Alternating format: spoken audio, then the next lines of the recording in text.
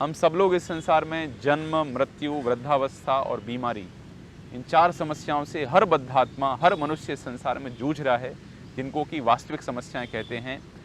और भगवान इस संसार में आते हैं हमें ये बताने के लिए कि आप जिस जगत में रह रहे हैं ये अशाश्वतम दुखालयम।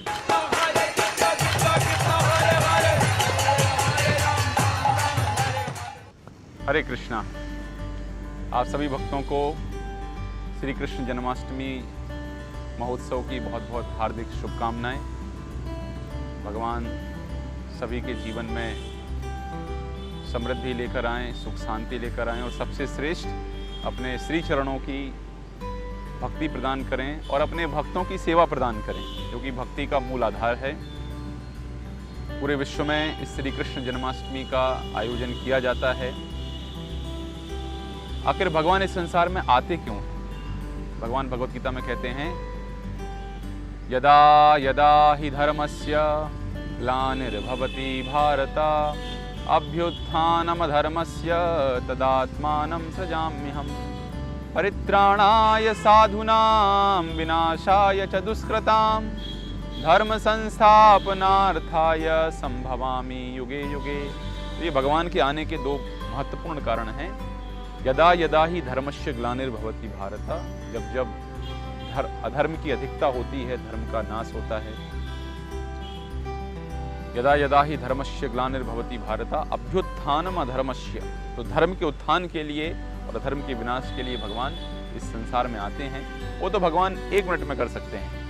बस थोड़ी देर के लिए भगवान को ये जो प्रकृति में ऑक्सीजन है उसको रोकना है, प्राणवायु को, अपने आप सारे असुर मर जाएंगे। उसके लिए कोई बड़ा काम करने की बात नहीं है। लेकिन दूसरा जो कारण है, परित्राणाय साधूनाम विनाशाय च दुष्कृताम, साधुओं के उद्धार के लिए वास्तव में भगवान आते हैं इस संसार में।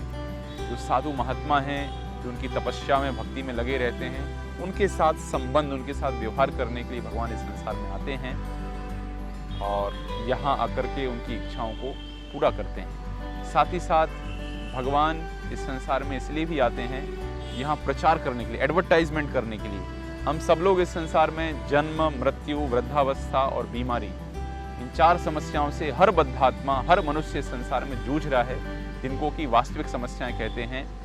और भगवान इस संसार में आते हैं हमें ये बताने के लिए कि आप जिस जगत में रह रहे हैं ये अशाश्वतम दुखालयम, ये दुख का घर है और ये अशाश्वत जगह है। इससे परे एक मेरा स्थान है। यद गत्वा न निवर्तन्ते तद धामा परमम मम तद भासते सूर्यो न शशांको न पावकः। जहाँ न सूर्य की आवश्यकता है, न चंद्रमा की आवश्यकता है, भगवान से वो धाम प्रकाशित होता है और जो व्यक्ति एक बार उस स्थान में पहुँचता है उस स्थान में वापस नहीं आता है। भगवान हम सभी, जो कि हम सभी भगवान के पुत्र हैं, हम सभी को भगवान आकर्षित करने के लिए कि हम भगवान के साथ अपना संबंध स्थापित करें और संबंध स्थापित करके जो हमारा वास्तविक लक्ष्य है, भगवान के धाम की प्राप्ति, भगवान के धाम में वापस जाना, उस दिशा में हम आगे बढ़ें और भगवान के प्रति अपने स्नेह को बढ़ाएं, भगवान के प्रति अपने प्रेम को बढ़ाएं। तो जन्माष्टमी एक ऐसा आयोजन है जिसमें हर वर्ष हम ये याद करते हैं कि कैसे हम अपने स्नेह को, अपने प्रेम को भगवान के प्रति और धीरे धीरे बढ़ा सकते हैं, कैसे उनके प्रति हम ज़्यादा आकर्षित हो सकते हैं और भक्ति, जो कि एकमात्र तरीका है भगवान तक पहुंचने का, कैसे हम धीरे धीरे उसमें और गंभीर हो सकते हैं और अच्छे से उस भक्ति को संपन्न कर सकते हैं और भगवान के प्रति अपने स्नेह को बढ़ाकर जो उनका नित्य धाम है उस स्थान में हम पहुंच सकते हैं।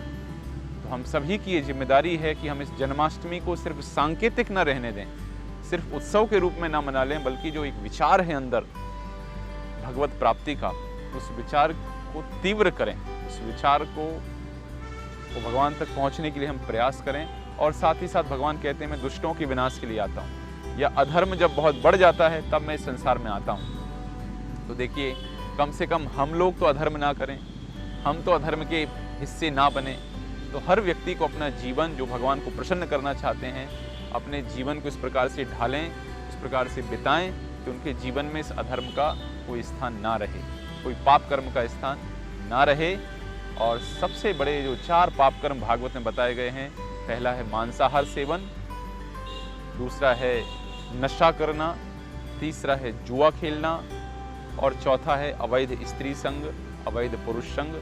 तो आज जन्माष्टमी के इस पावन अवसर पर आप सभी से मेरी ये विनती है कि हम जीवन में संकल्प को धारण करें कि आज से मैं मांसाहार सेवन नहीं करूंगा, आज से मैं किसी प्रकार के नशे में अपने आप को लिप्त नहीं करूंगा, ना ही मैं कोई जुआ जैसे कार्यों में लगूंगा और किसी प्रकार के स्त्री संग, पर पुरुष संग से मैं अपने आप को हमेशा सुरक्षित करके रखूंगा।